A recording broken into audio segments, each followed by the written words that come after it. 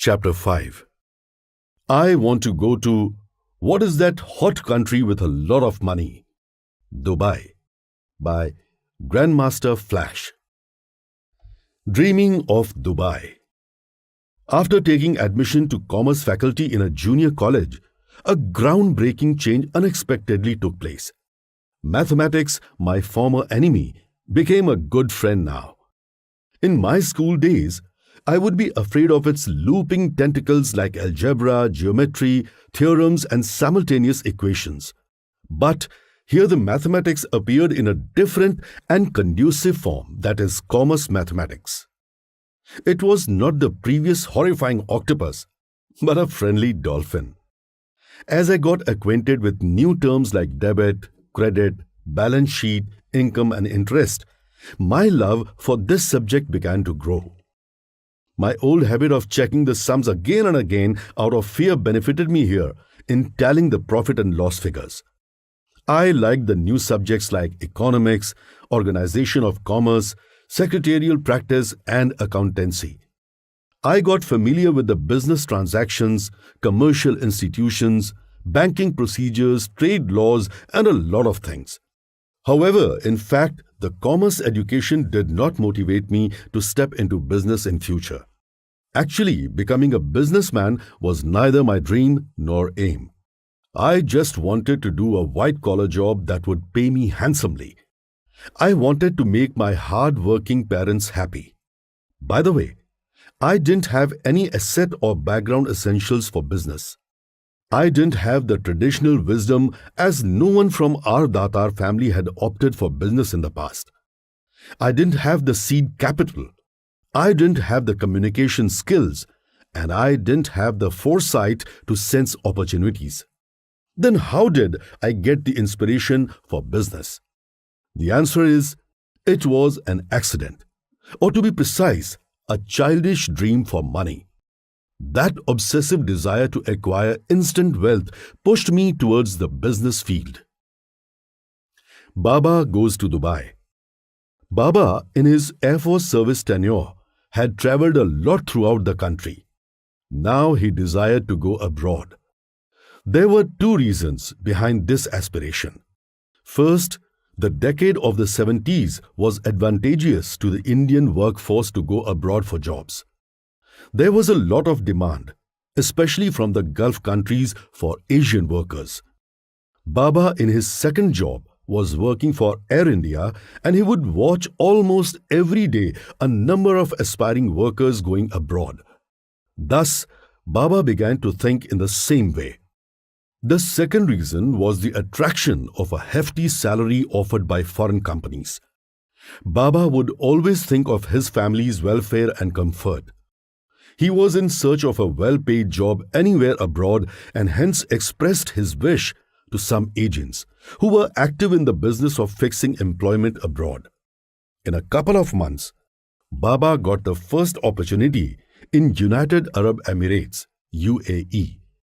He was called for a post of storekeeper in Mina Jebel Ali Port, Dubai, which was under construction then. Although the job was a temporary one, Baba hastily accepted it to make his dream come true. When the agent called him and asked to deposit some amount immediately, Baba actually didn't have that much cash in hand. At the same time, he was not ready to let go of the opportunity so easily.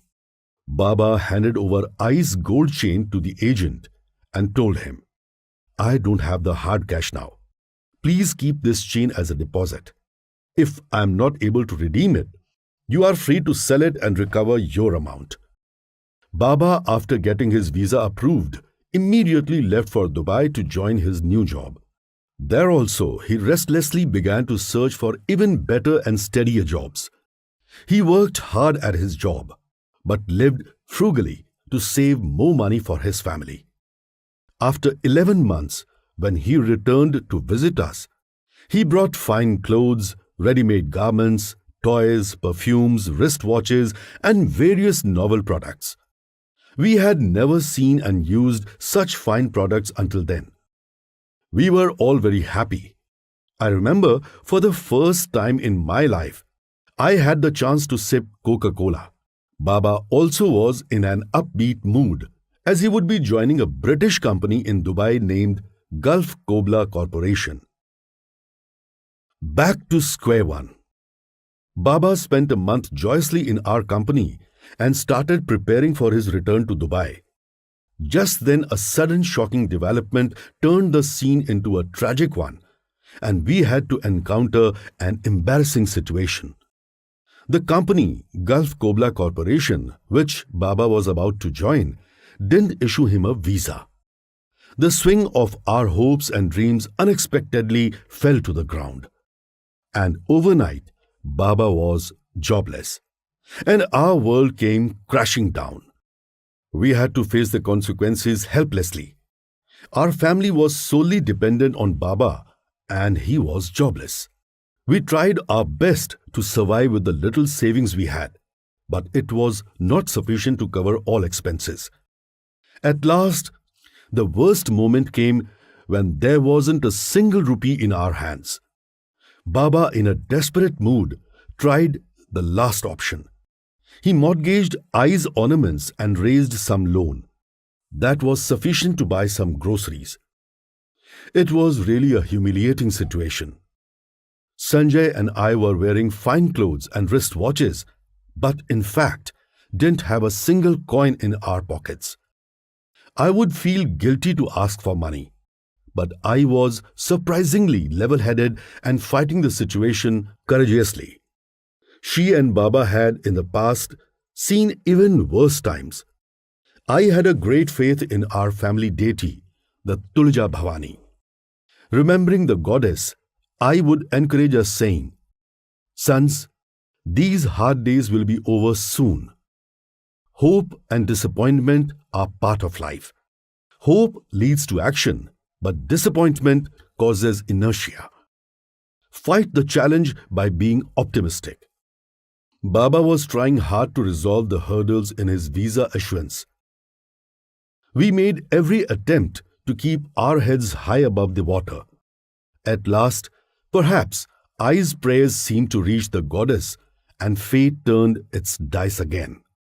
After 6 months of waiting, Baba got the visa from the company and was called for the post of a storekeeper. Baba, without wasting a moment, rushed to Dubai the next day and joined duty. Before the departure, he ensured that some necessary grocery items were stocked in the home as provisions for a month. He sent a good amount to us from his first month's salary. I can't describe the feeling of joyous relief we had then. I, with the received money, first stocked ample groceries sufficient for the next 3 months and then focused her attention on repayment of the loan to recover her mortgaged jewelry.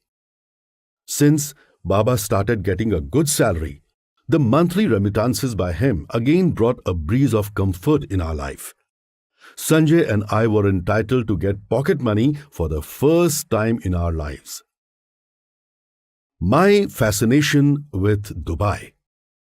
The reacquired cozy and well-to-do lifestyle rooted a childish thought in my mind. I began dreaming about money, which could be acquired instantaneously. As Baba was getting an attractive salary in Dubai, I conceived the city to be a heaven for fast money. My foolish perception was that whoever goes to Dubai becomes wealthy overnight. I began dreaming of going there. My fascination for Dubai gained momentum so powerfully that I impulsively acquired a passport at the age of 16. In an attempt to fulfill the dream, I began persuading Baba to call me to Dubai for any job.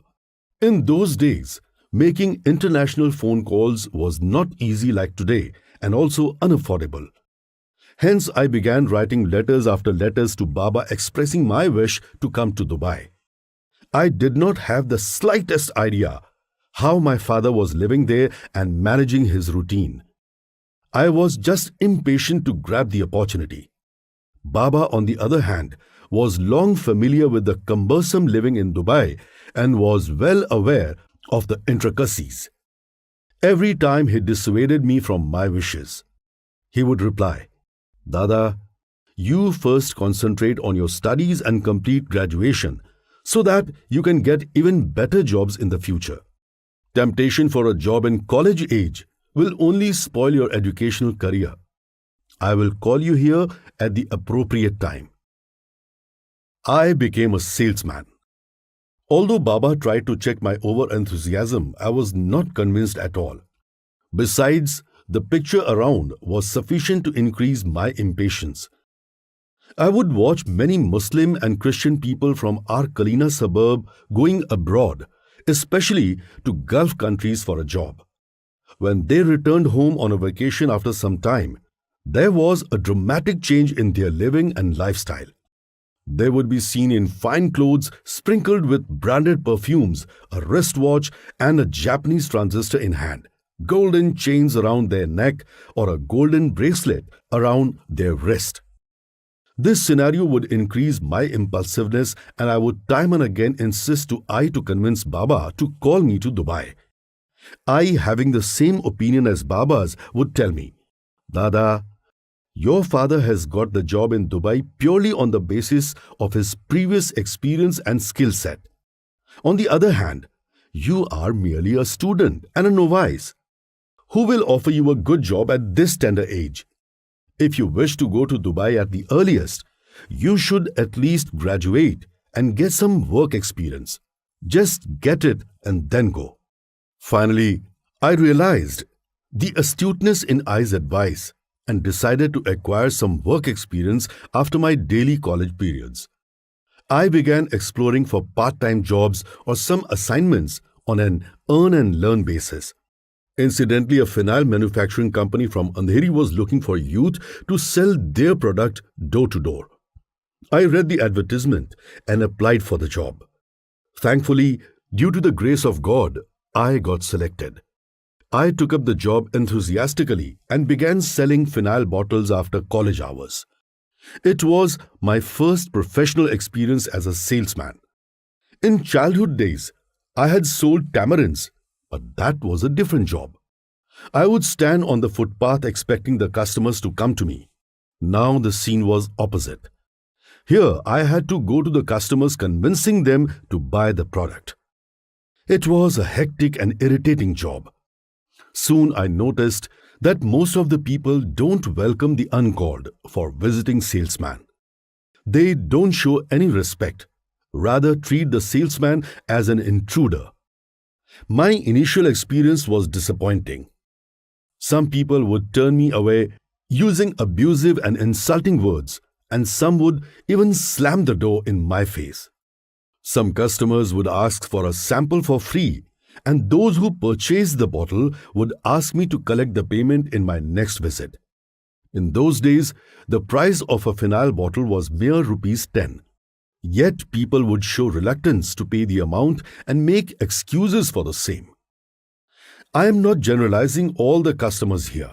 Some of them were really kind-hearted and considerate. They would pay me instantly, appreciating my hard work. I learned a lot of lessons from these sweet and sour experiences. The most prominent lesson among them was that to succeed in salesmanship requires a particular skill, and that is ice on head and sugar in mouth. It means to have patience and courtesy all the time. Selling is an art that can be mastered beginning with sweet words. Even if a customer talks rudely to you, you should never lose your temper and argue. I changed my attitude accordingly and experienced a sudden change. Once I imbibed this skill, I sold other products like ice cream instant mixes, gulab jamun instant mixes, custard powder and jelly on a large scale. I would even go to sell these items in distant suburbs like Ghatkopar, Mulund and Thane. Although I had developed a passion for selling and even succeeded at it, the thought of going to Dubai never faded from my mind. The opportunity came 4 years later, but these years in between actually shaped my professional outlook. An interesting aspect worth mentioning here is I never noticed, through all those years, my smooth transition from a novice to a skilled person.